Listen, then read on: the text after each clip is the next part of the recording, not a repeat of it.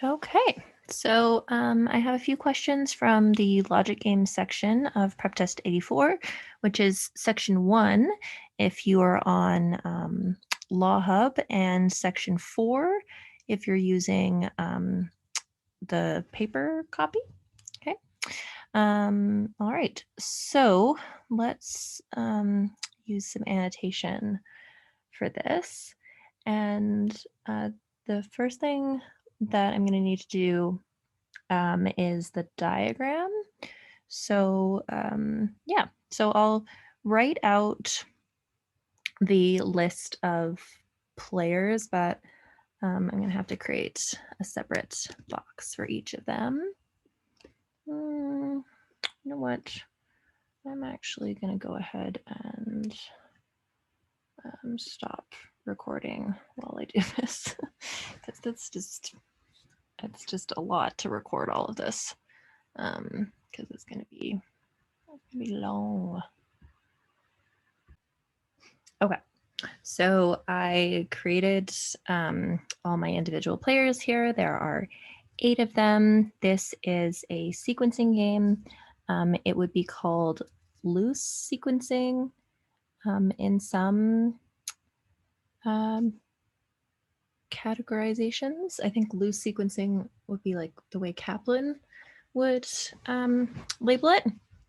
But really what that means is that we've got the rules are the players' relative positions to one another rather than their positions relative to the board or like the game board, right? Which is just like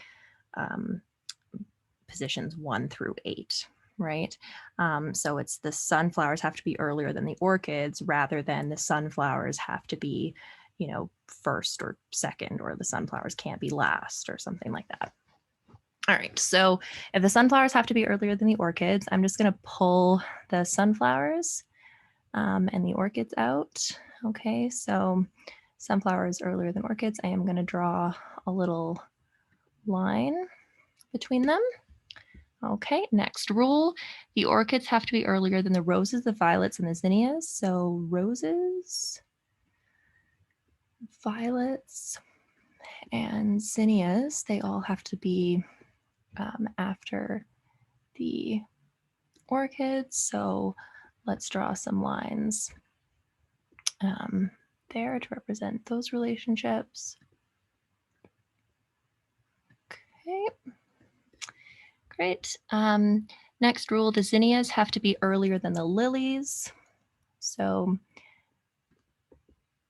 earlier than the lilies. And we need a line there. Okay. And then the tulips have to be earlier than the lilies and the mums. So grab the tulips. They have to be earlier than the lilies. And the tulips also have to be earlier than the mums. Okay.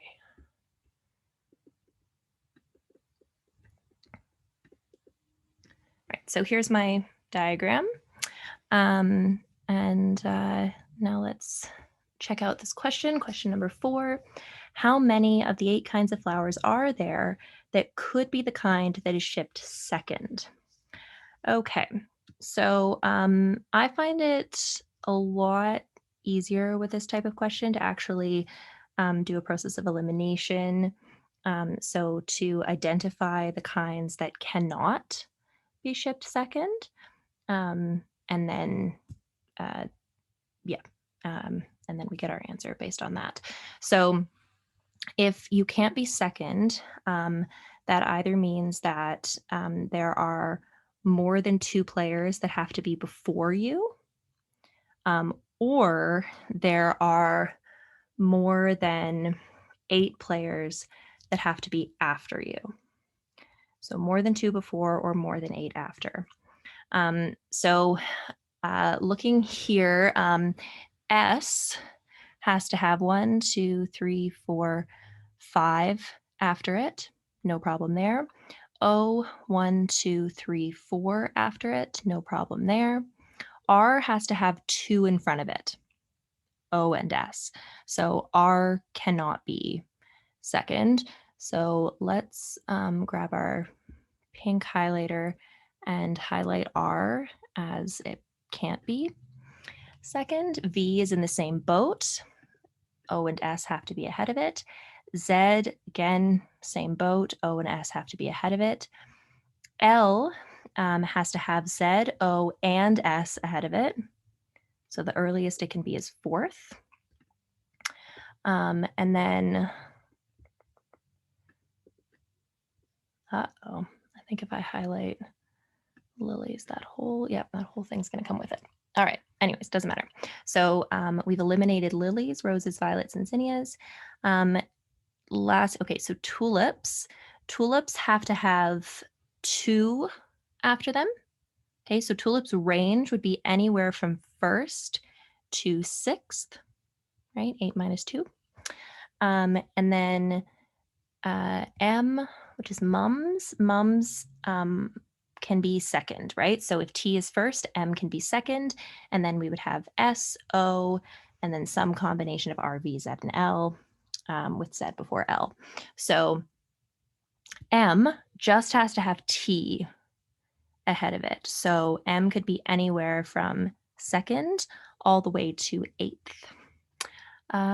So we have 4 that can't be second, therefore 4 of them can be second. So moving this out of the way, can I get my show answer button here? Yeah, so 4 is the correct answer there. And that's, I suppose, a bit of a demonstration of how to create a web diagram and how to interpret a web diagram. Now I'm gonna clear the drawings for that one. Next question on my list is question 9. Okay, so I see some ifs, so I see some conditional reasoning. What else do I see? I see the word second pops out at me, so that means we are dealing with some kind of sequence. So we've got some conditional reasoning, we've got some sequencing. Immediately I'm seeing, those components of the game. This game looks like it's probably going to be harder than game 1. So sometimes it's good to identify roughly how difficult, or I guess comparatively how difficult a game might be, because you're typically going to want to start with the easier games, and you may even want to, skip a harder game, and especially a game like this, because it's only got 5 questions.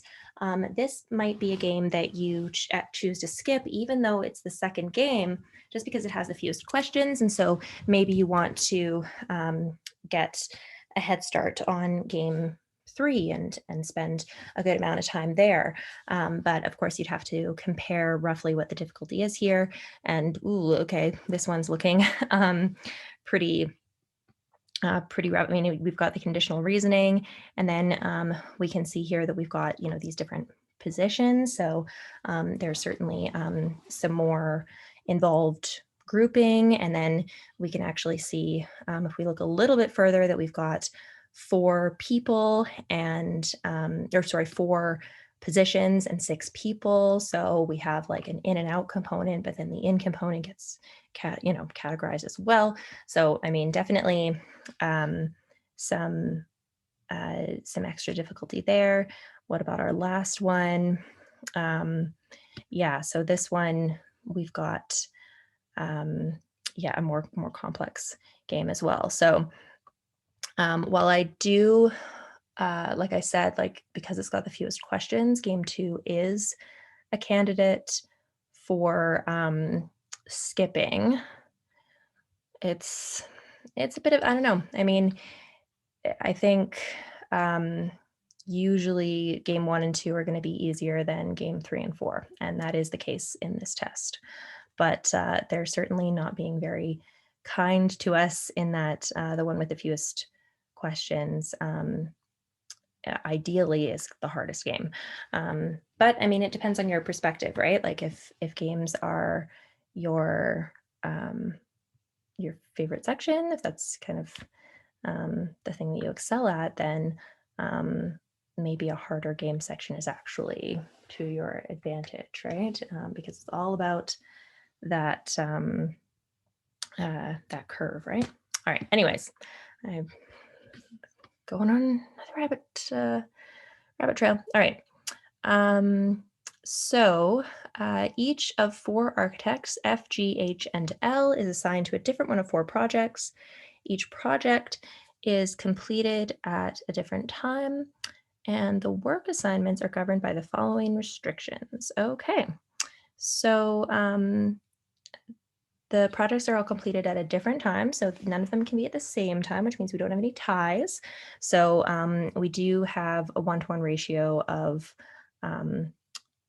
projects to positions and people to projects. So this one basically breaks down to like a double line sequencing game. Okay, so I'm just gonna pause the recording for a moment, and then yeah, and then when I'm back, I'll have a little bit of a diagram here. Okay, so I'm back, and I've got my players. So I have the people and the projects, and you can see that I've chosen uppercase letters and a bold purple for the people, and lowercase. You can't really tell that they're in italics, but they are. They're supposed to be, except for the Z. I don't know why it wouldn't go into italics. Anyways, oh, also I say Z because I'm Canadian. If you're watching this and you're American and you're like, what is she? Yeah, that's how we say Z in Canada. Yeah, so on the test, I would usually do one set in uppercase block letters or printed letters, and then another set in lowercase cursive letters, just to distinguish them for myself. I find that really helpful because if you have everything just in block letters, it can be hard to remember which ones are the people and which ones are the projects. Or, maybe you have subsets, right? Like maybe you have men and women, boys and girls, adults and children, whatever, right? Any of these kind of categorizations, right? Okay, so let's get to the rules. So either F or L is assigned Z. So we either have FZ or LZ. This one, I'll get some text, a little text box here, and I'm going to go with white so it shows up in this spot. So we have FZ or LZ. There we go. And because we have an or there, we can actually change this into a conditional rule. So if not FZ, then LZ. If not LZ, then FZ. Okay. All right, so that's rule 1. Rule 2 is F is assigned W if G is not. So if not GW, and FW. If not FW, then GW. So that would be the equivalent of saying that W is with G or F. So we have FW or GW. Okay. And then the next rule, we always want to start these with the if, right?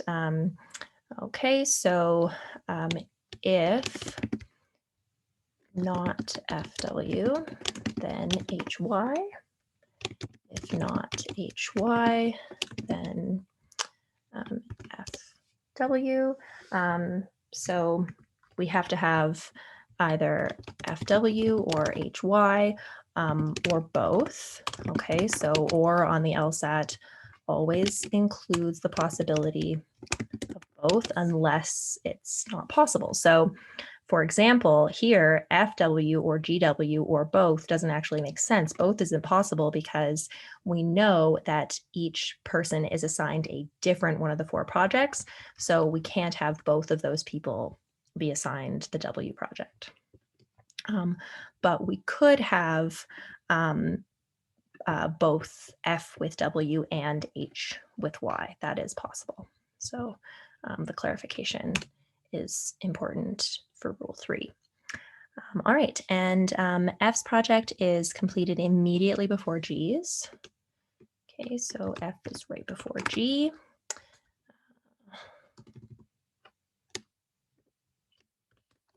So those guys are stuck together, and H is last. So I'm just gonna drag H to last place there. What that means is that we don't have that many options in terms of the sequence, right? So we could have F, G, L, H, or we could have L, F, G, H. Those are the only options for the sequence. So that's going to be kind of important.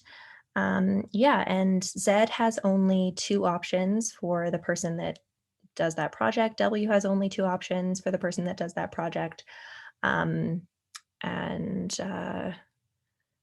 Yeah, so Z and W are fairly restricted. H with Y, I mean, there's, that's going to happen like half the time, let's say, right? If half the time F is with W and half the time G is with W. But yeah, if G is with W, then H has to be with Y. Otherwise, Y can float around, and X can really float around with anyone, right? X is, I think, the least restricted element that we have here. Okay, so let's go to question 9. So question 9, if X is completed last, that would mean X is here with H. So that's going to set off a chain reaction. So X is here with H. So that's going to trigger the contrapositive for Rule 3. So if we don't have H with Y, that means F is with W. Okay, so F and W are together. If F and W are together, then L and Z have to be together, which means G and Y have to be together. Okay, so those are the matchings. Okay, so we've got the matching down, and then we only have a certain, we have 2 options for the sequence. So what must be false? W is completed second. So for W to be second, F would have to be second, which is fine. That's allowed. We have a sequence there where that's possible. So that one does not have to be false. Oh, I need to go back to mouse there. Okay, so we can eliminate A. W is third, so that would mean F would have to be third because we know F and W are together, and that is not possible. Okay, so that's the one that's got to be false. We'll double check that. Move that out of the way. And show that answer. Yes, W has to be, W third and is not possible. That has to be false. And then, yeah, Y second would mean G is second. That's fine. Z first is fine. L could be first. Z third is fine. L could be third.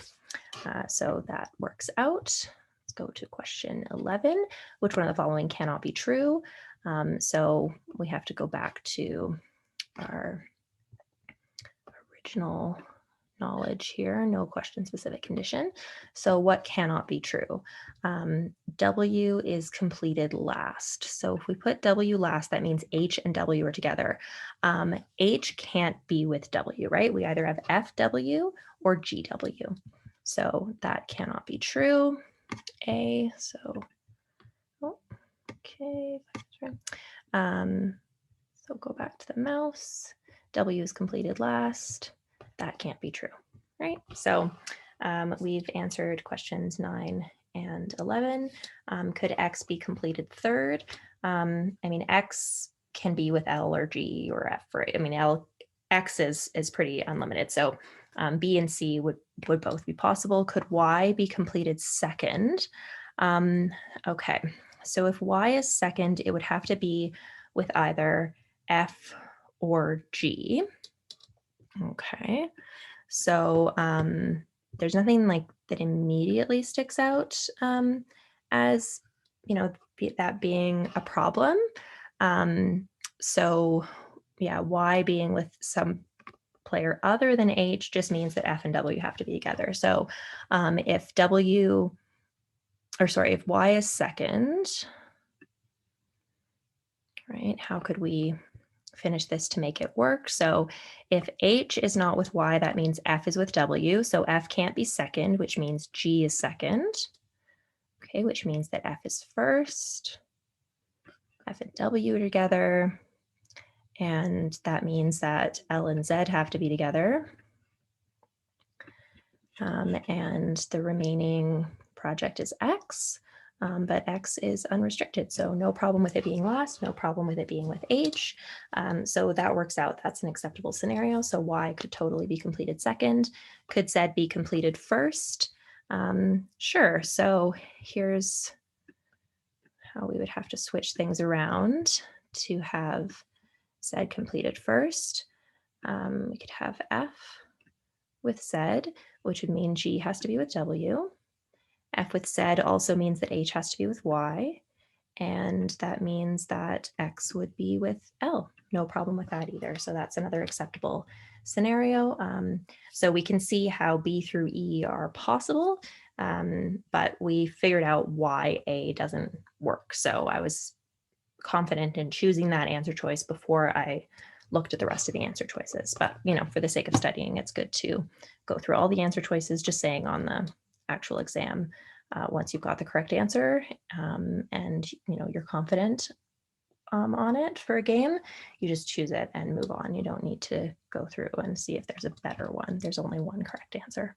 All right, so I'm going to stop this video here because it's getting a little bit long and a little bit late for me. So I'll do some more, probably not tomorrow, maybe the next day, just because it is a holiday weekend. But yeah, if you have any follow-up questions or any other games or logical reasoning questions or reading comprehension questions maybe that you would like me to do, just let me know. Okay, and have a good one.